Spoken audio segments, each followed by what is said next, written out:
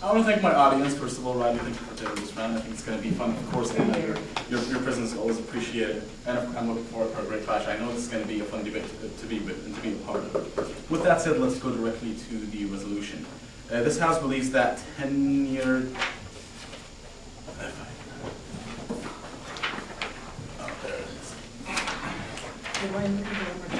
Sorry, but this House believes that tenure has a positive impact on educational institutions. Observation number 1 is going to be resolution analysis. A is going to be the definitions. This House is going to be the U.S. Department of Education. Believes, as recognizes, tenure is going to be like the somewhat unconditional employment of professors. We pretty much know what tenure is. Educational institutions is going to be colleges and universities, so post-high school education. Subpoint B is going to be the case.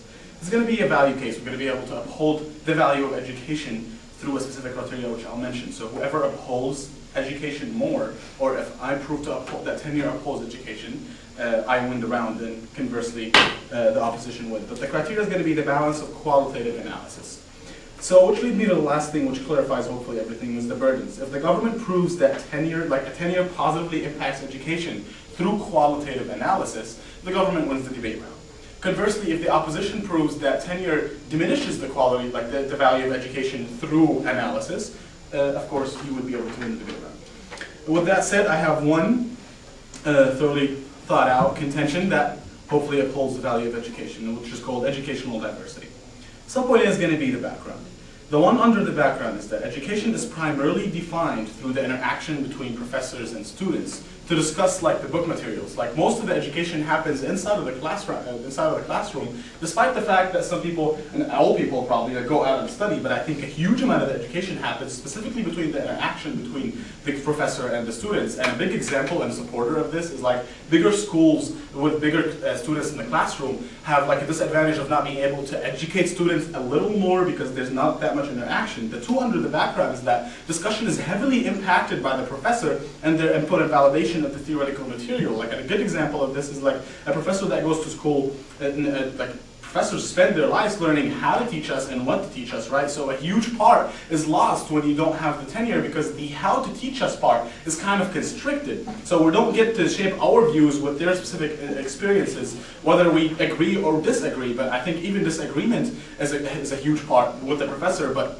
when that's not happening, if only one view is being provided, you're obviously diminishing the quality of education. Which leads me to subpoint B after the background, which is the positive or negative impacts of having a tenure. The positive impacts of having a tenure, and conversely the negative impacts of not having it.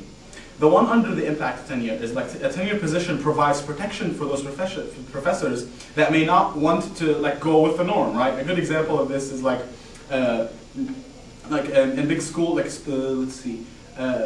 like big discussion and big education is based upon providing opposing views. Big branches of grad school studies are like solely based upon ideas like deconstructionism, going against the system, being able to provide the other point of view. And philosophies in postmodern eras are so heavily based upon these specific facts. So when we don't allow it, when we don't reflect that through classroom interaction by giving people tenures, we're obviously diminishing the quality of education. So a professor has to abide by certain guidelines with no protection of like whether he or she will be able to say this type of provide this type of idea or provide the controversy or provide a specific opinion without getting fired or getting heat or getting morning classes if the administration wants to keep it on the low. Like this professor is going to be really having to think twice about what he or she want to say and provide to the diversity of the culture, of the diversity of the cultural, of the community, of the educational community.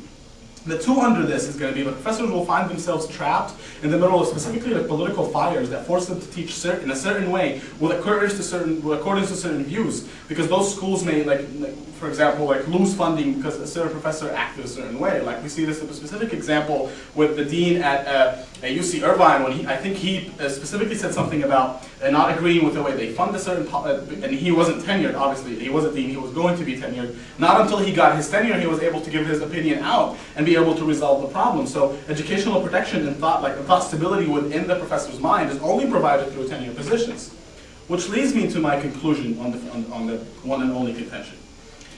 First, on the conclusion, is that the tenure positions give professors the weapon to provide and contribute to the educational diversity in the classroom and increase the quality of education. Cross-applying my analysis that I gave you on the background and how that's important, and cross-applying my second from subpoint B, how like entire graduate studies are based upon opposing point of views like deconstructionism. But the two under this, that's more importantly, is like sometimes in like forensics, in fact all the times, you have like existence of opposing sides enhances critical thinking and shows that this is incredibly important because it opens up the world of education to bigger marketplace of ideas. Like it shapes our perspectives and belief systems because we have more to gain from, right? The mere existence of the opposing view puts us in check and makes us re-question ourselves. And I think professors are only able to provide this if they have these tenured positions.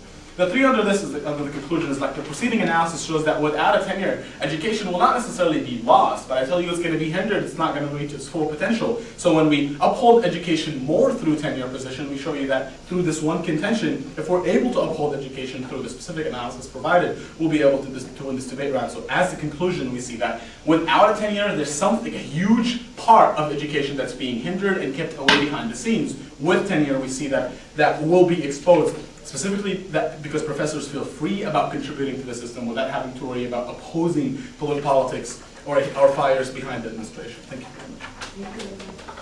Thank you for being here today and judging our round. Also our peanut gallery with a video camera, and also my opponent on the government team, everyone ready for a great debate. Okay, first I agree with his observation one with resolution, all of his definitions given, also the value of education, and then we will be examining this through qualitative analysis. So first I'll start off with my off case. I have 4 counter contentions for you today, and then I will go on case with his contention. My first counter contention is that tenured professors, many professors keep up with their materials that are updated constantly because of new theorems and new research being going on, actually sometimes being done by them as well. And so, but now that we see that there are some professors that don't update their knowledge, and this is very unfortunate. They have a tenured position, and maybe they teach something maybe that hasn't been changed in the last couple of years, say like chemistry or biology or something like that. And so when we see this, that professors don't update their knowledge, they can't give this new knowledge to their students. All this new research being done, all these things, they just kind of go through the motions of the general, yes? So you're saying specifically because instructors have tenures now, they're not going to have the incentive to go and do more research and update themselves, right? Yes, I can say that having tenure can lead professors to believe that they're safe in their position, and therefore they are less motivated to actually go out and find more research to show their students. So we see a decrease in education because there's not this new information coming in. Also, there is a decrease in discourse because students can't discuss with their professor if their professor isn't inciting them these new breakthroughs in various fields. Also, it decreases awareness of current events. If your teacher is just teaching you from the book, how are you supposed to learn from your current events? Even if your book is updated, I mean, there's current events going on every day that allow for the teacher to engage your awareness and engage you in your surroundings and what you're actually learning. So that is my first counter contention. My second counter contention is that some professors might get out of touch with their students. A lot of tenured positions come with like research money and things like that, so it allows for professors to actually go and do their research. Well, research is very important. It causes these professors to become out of touch with their students because they're actually more focused on their research part of their tenure.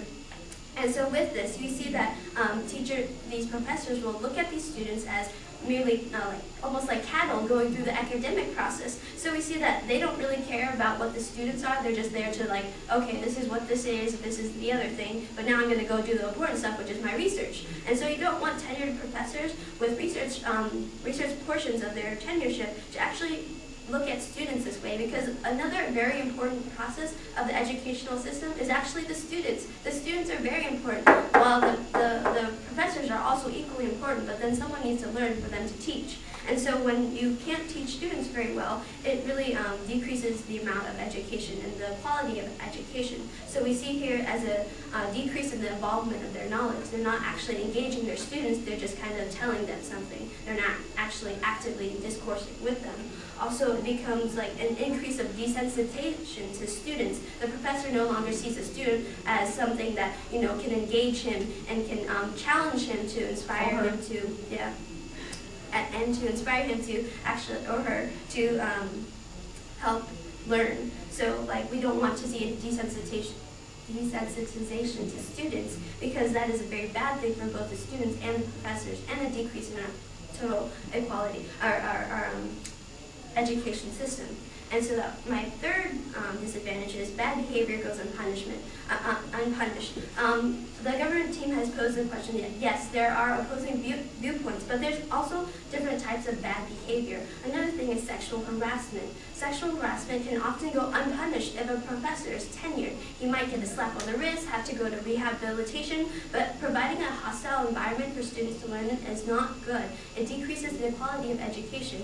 I mean, like professors who sexually harass their students or harass their students on any level based on race or gender or orientation is a very bad thing. And tenured professors are protected from this. They get a slap on the wrist, maybe have to go to counseling for a bit, but does that really cure the problem that exists? So bad behavior goes unpunished.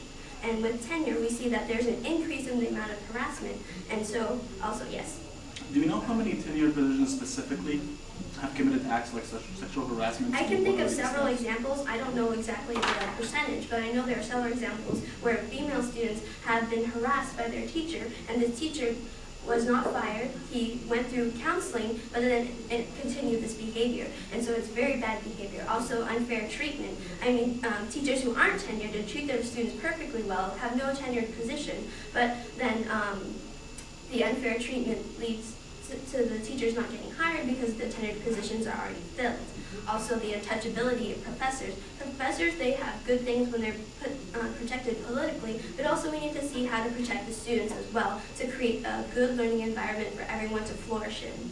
Okay, my final contention is that of lack of development and diversity. It actually is a cross-apply later if I don't get to his first contention. The thing about tenured positions is new teachers can't really break into, can maybe be hired for a semester or so, and they're like the brand new teachers and they're trying to get their experience. But when they have to compete with a tenured professor who's not as inspiring to the students, the students lose the ability to get the new teachers and new faces and new teachings.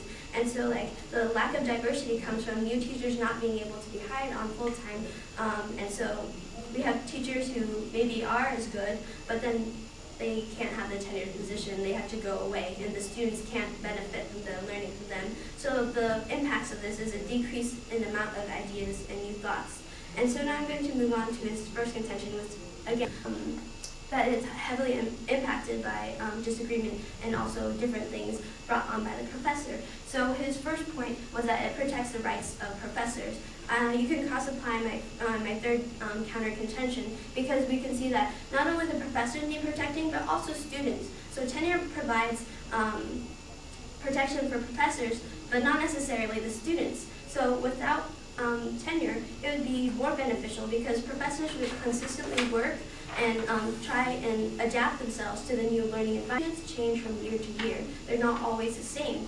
And so like it protects both the professors and the students when there is no tenure. I mean, if you do a really good job, tenure for, because if you do a very good job teaching students, students will continually want to keep you. And obviously if the school wants to fire you over some political thing, there will be mass protests. And obviously if a student or a school has no students, who's going to go to the school, you know? So that's another reason why professors are, if good professors are being protected by their students. So that is what we really need to look at here.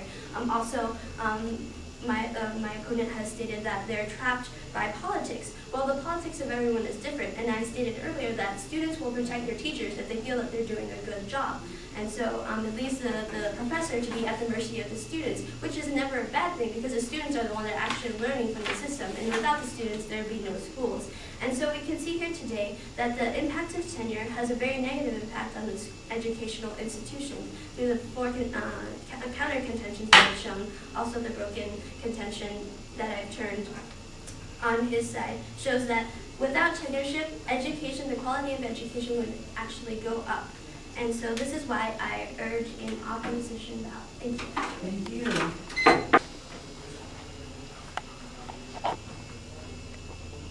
All right, we welcome the new audience members. Going to be a debate round even though you missed the first part. It's pretty exciting. Again, great clash, and let's go directly to the on-case position.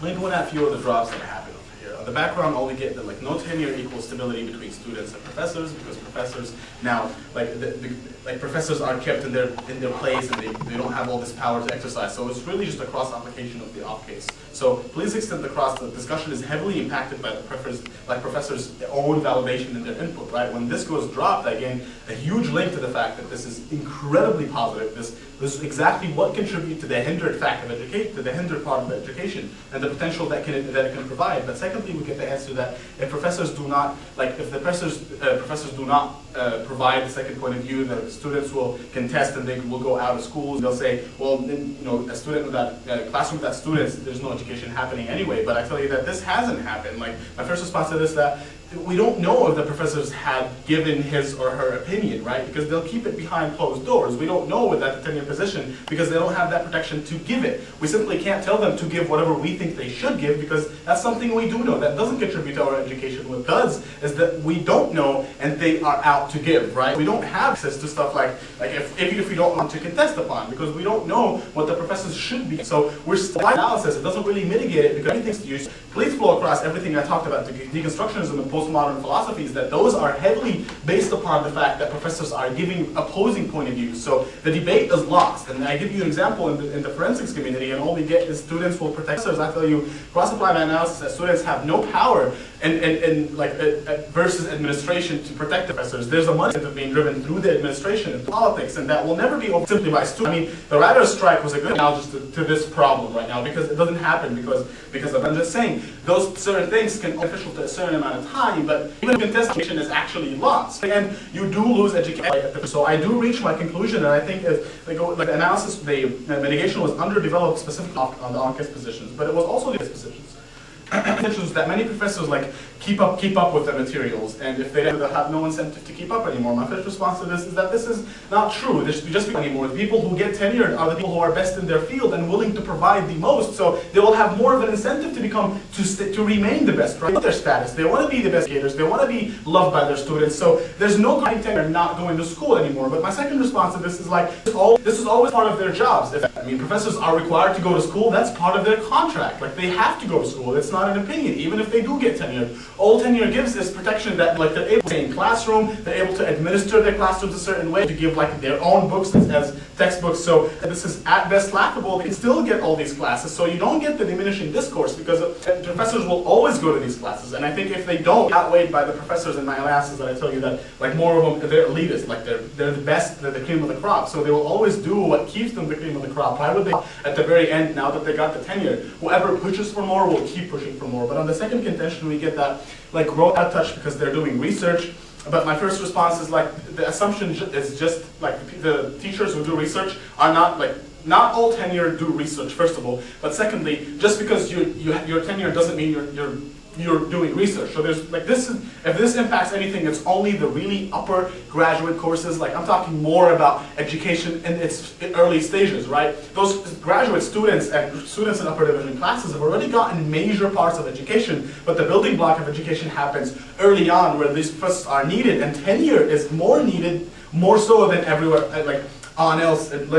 later on. And I tell you that most education happens actually through teacher assistants in the instance she's talking about in contention number 2. So even though research could be done by higher education professors, and yeah, I admit that sometimes they neglect the students for the sole purpose of research, but that happens very minimally, and it doesn't outweigh any education you get by giving tenures to all of these positions in the lower division classes. And the third contention, cross-apply what I told you, because it's very little examples where sexual harassment happened and it's outweighed by education. And thank you again everyone for being here. Wonderful clash. Okay, first I'll just like to jump right onto his first contention. He states that professors are heavily impacted they heavily impact the process of discussion and things like that. What he's saying is true, because without a teacher, who's going to teach the class? I mean, he's just stating the obvious here. It's not actually anything fueling his contention. We all know that professors are the ones that engage his students, because without the professor, who's going to teach the class exactly? So he's just stating the obvious. So when he says it goes untouched, it's because I agree with him that teachers do engage in discourse. And so Then he goes on to say that we don't know if professors are saying what they want to say. Well, I have a graduate or associate professor as one of my coaches, and he says whatever he wants. And so, like, I don't think the fact that he doesn't have tenure even affects like what he says. And then I think teachers. Point of order. Yes. I just think that's a no argument. Just like the fact that they can say whatever they want even though they don't have tenure wasn't really put on and proved constructive. This is my first chance to respond to his argument.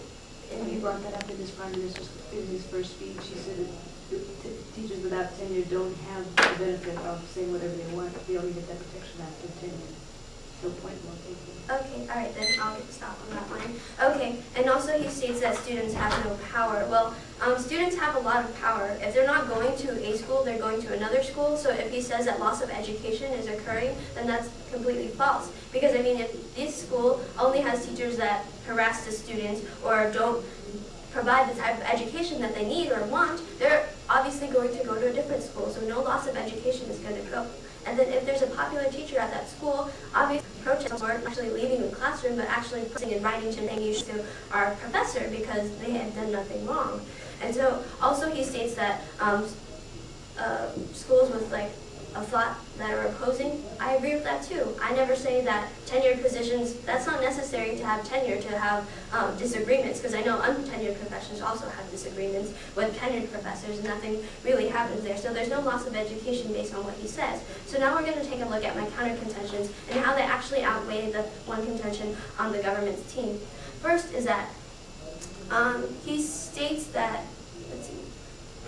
Okay, he states that there's a lot of elitist professors. They want to stay at the top of their field. I mean, I think he's talking about researchers that are wanting to stay at the top of the field in the same division that they're teaching. But the average teacher is an average teacher. I mean, they engage their students, they impact their lives, but they're not the elitists here. They're teaching maybe what the elitists are teaching. So sometimes some professors teaching chemistry or biology might just teach just what the book says and not actually go on and beyond what they have. So the people's general education is being greatly affected when teachers aren't pursuing additional education, and then it decreases discourse again, because also it is awareness of the current events that are affected by whatever they're learning in the classroom. So my disadvantage one still stands. Also, DA2, out of touch. Granted, some professors do stay mainly in their research and they don't really want to teach. So I think that when he grants me that, it happens, we see that the quality of education does go down. And then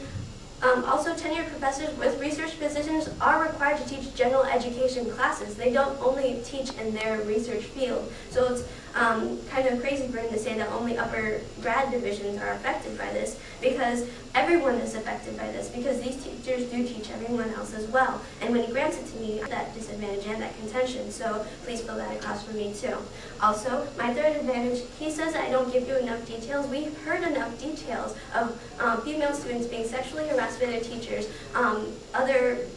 even teachers harassing other teachers. And so like it's always a thing that's going on and that we always need to pay attention to, and these tenured professors are getting away with their bad behavior. It may not be political, but it could be racism, it could be sexism, and it could be against their gender orientation. So like this bad behavior needs to be punished, and like we shouldn't protect teachers with tenure when they're doing these bad things that create a hostile learning environment, which makes education go down. Also, my DA4 still stands because he doesn't really touch on this at all.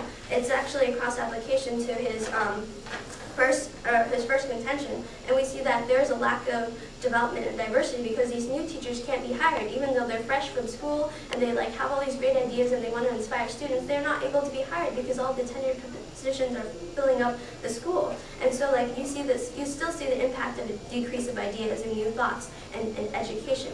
And so overall today, you're going to be voting for opposition for the four counter contention that I have placed on why tenure is bad for education. Also, his one contention, he's stating a lot of the obvious, and then I really take out his protection for professors. I mean, professors are always protected because it is known that there's opposite viewpoints. And so it's not like a unique situation to only tenured professors are protected in giving opposing ideas. Also, they're not trapped by politics because everyone is allowed to express what they feel.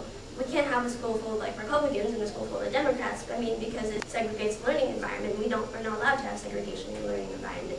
So obviously it's non-unique as well. And so with that, we see that with my 4 counter contentions that actually tenure does affect negatively the education system. That is why we're going to be voting with the opposition thing. Told you it was going to be fun, but I only have 3 minutes, so let's go to the on-case positions. We get a few answers on, let's see.